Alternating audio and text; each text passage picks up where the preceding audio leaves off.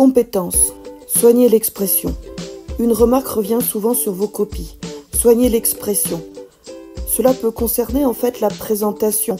Sur feuille comme sur un document Word ou autre, il faut veiller à être lisible. Allez à la ligne à chaque idée nouvelle, faites un alinéa, c'est-à-dire un retrait à chaque début de sous-partie, sautez des lignes entre chaque partie.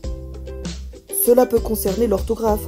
Entraînez-vous à mémoriser l'orthographe des termes à utiliser. Sur la fiche de mémorisation, mettez en évidence les mots ou noms propres avec une orthographe difficile. Utilisez la fonction dictée dans Quizlet. Cela peut concerner aussi la grammaire.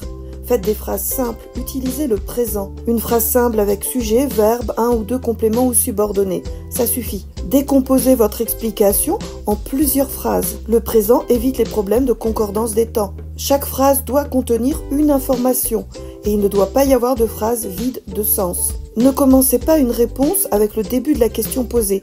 Allez tout de suite à l'idée principale.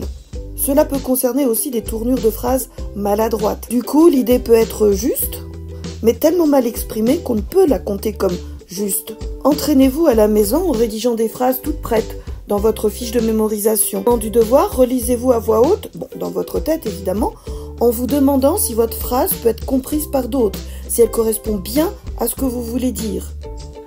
Cela peut concerner aussi le registre de langage. On n'écrit pas comme on parle. Le registre à l'écrit ne doit pas être familier. Pour récapituler, faites une présentation claire de votre travail. Mémorisez l'orthographe, faites des phrases simples et courtes, vérifiez que vos phrases soient compréhensibles et transmettent bien votre pensée, et utilisez un registre de langage relevé. À toi de jouer!